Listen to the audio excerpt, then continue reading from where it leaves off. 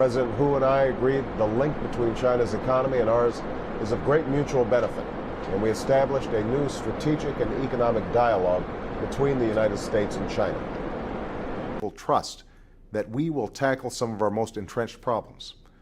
And that's why in Turkey, I spoke to members of That's the message I'll be bringing to American business leaders at the Chamber of Commerce on Monday, that government and businesses have mutual responsibilities, and that if we fulfill these obligations together, it benefits us all. This sense of mutual responsibility, the idea that I'm my brother's keeper, that I'm my sister's keeper, has always been part of what makes our country special.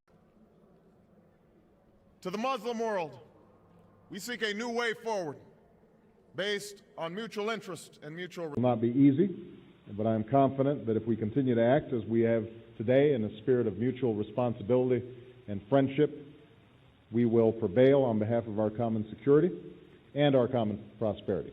So I think that this is building on previous meetings that we've had in... It's time for reform.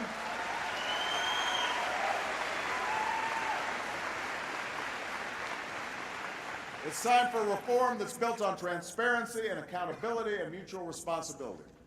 Values fundamental to the new foundation we seek to build for our economy. I've come here to Cairo to seek a new beginning between the United States and Muslims around the world. One based on mutual interest and mutual respect. And one based upon the truth that America and Islam are not exclusive and need not be in competition.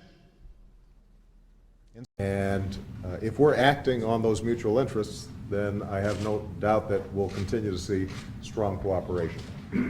Now the future, in this new era, is about not only strengthening our mutual partnership, but also working together side by side to tackle issues of global concern. If the threat from Iran's nuclear and ballistic missile programs is eliminated, the driving force for missile defense in Europe will be eliminated, and that is in our mutual interests.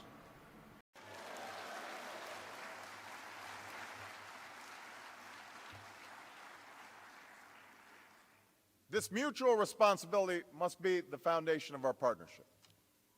And this must be more than a fresh start between the Kremlin and the White House. It must be sustained effort among the American and Russian people to identify mutual interests and expand dialogue and cooperation that can pave the way to progress. Now, we're in the midst of a full transition to Iraqi responsibility and to a comprehensive partnership between the United States and Iraq based on mutual interests and mutual respect. As we look to the future, we can learn from our past. For history shows us that both our nations benefit from engagement that is grounded in mutual interest and mutual respect. Here in Guadalajara, we also see our continent coming together.